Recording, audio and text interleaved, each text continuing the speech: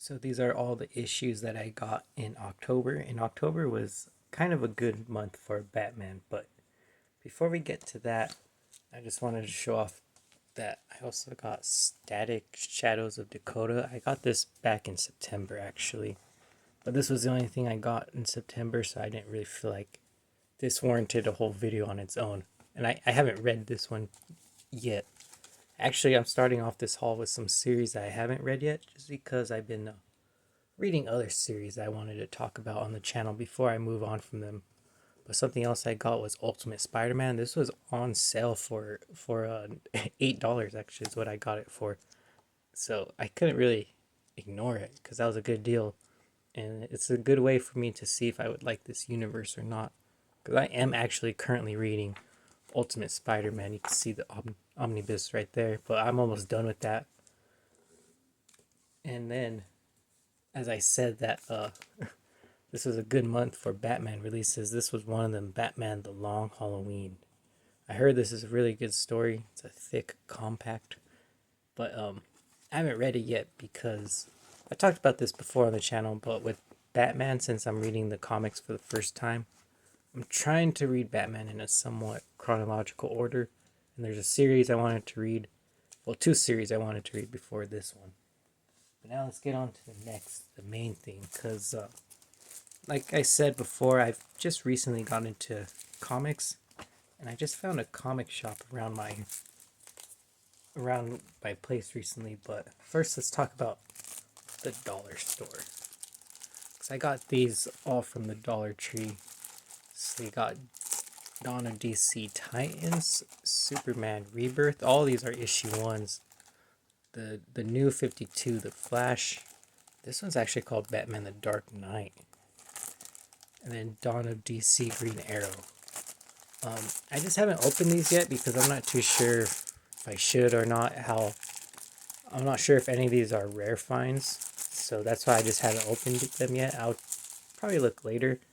But I did go back to the Dollar Tree and I got another Superman because I really love Superman. And I just wanted to check it out, read it through. But reading through this kind of made me want to open the other ones and read through them because this has one of my favorite double spreads. It's probably my top 10. Oh, here we go. This is my top 10 double spreads right here as of right now, so far in the comic journey. And I said this before, but I really enjoyed this first issue, but the ending of it didn't make me feel like I should go out and get the next one. So I'm not too sure how I feel about this series, but I can see it becoming a good one. And now, as I was saying, I finally found like a comic store near my place, and I've been going there quite a bit just to get a couple new releases. We'll start with Deadpool and Batman. This is a variant cover, one of my first. And I did read through this. It's really good story. Deadpool is funny in this once again. Batman, super cool. Joker interactions were awesome. This whole thing was just a really good crossover. I enjoyed it. Apparently, there's going to be more. There were other stories in here. I haven't read this one yet, but I read the Jeff one. It's a short story. A lot of these are really short, but I didn't really read them besides the Jeff one. Now, I was looking at the Wolverine stuff, but like I said, this was a good crossover. It was really funny. Deadpool was good as always, and I did like Batman in that. But I wanted to get on to the Amazing Spider-Man Torn, and I thought it was funny because this channel is about reading DC comics, and the only comics I've ever read are Spider-Man, but Spider-Man keeps pulling me back because this is a new Spider-Man series.